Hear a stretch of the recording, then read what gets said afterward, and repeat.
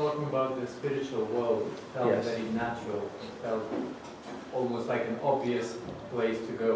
And now I'm thinking about the free will. So why can't I use my free will just now to go back?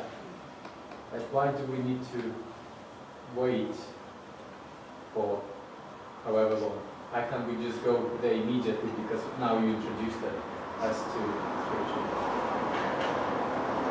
Your question is that now that we've decided to go back to the spiritual world, why can't we go back ASAP, right now? Yes? Why do we have to wait? Because everything good takes its time. Nothing happens immediately. If a student decides, I want to become a doctor, so it's good to want to become a doctor, but then you have to still go through the motions. You have to get into a medical school, you have to study whatever number of years it takes, work hard, and then if you qualify, you can enter. Then you practice as a doctor. So similarly, the first step is for us to develop the strong desire to go to the spiritual world. For that we have to have some faith and some understanding that there is indeed such a world where we can live in the moment forever. It's a world of bliss. And once we've decided that, we've resolved for ourselves that this is the way I want to lead my life, so that eventually I'll reach there, then everything we do in our life is fashioned with this objective in mind. So we do everything that will help us to get there, and we avoid doing things that will prevent us from getting there. So therefore we have do's and don'ts, rules and regulations.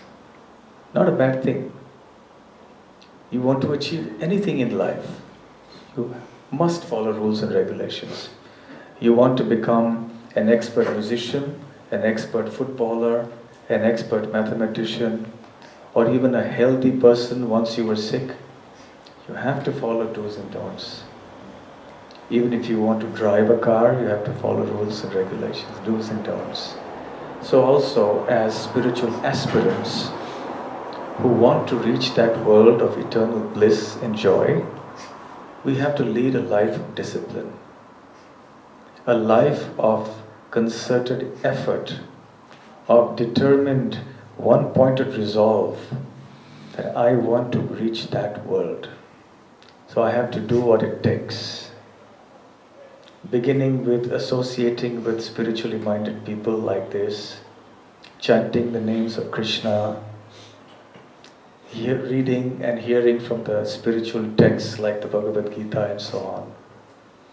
And by following this process, it's a happy process, then we eventually become qualified one day. Right? But yes, you got to have that strong feeling. Why not now? I want to do it now. Because unless we have that strong greed, that's what the scripture says, we must have greed for Krishna. We must have that strong desire to want to be there. Then Krishna facilitates everything. Everybody who is in this room today is not here by chance. Everybody sitting here in this room today has had some connection with Krishna in this life, or at least in the previous life. If not in a manifest way in this life, but surely from the previous life. And Krishna is now giving everybody an opportunity to come in touch with Him once again by bringing all of us together in a gathering where we speak about Krishna. It's not happening by chance. So this is an opportunity for us to take off from where we left off in the previous life. So your question, actually, the answer is that it takes many lifetimes.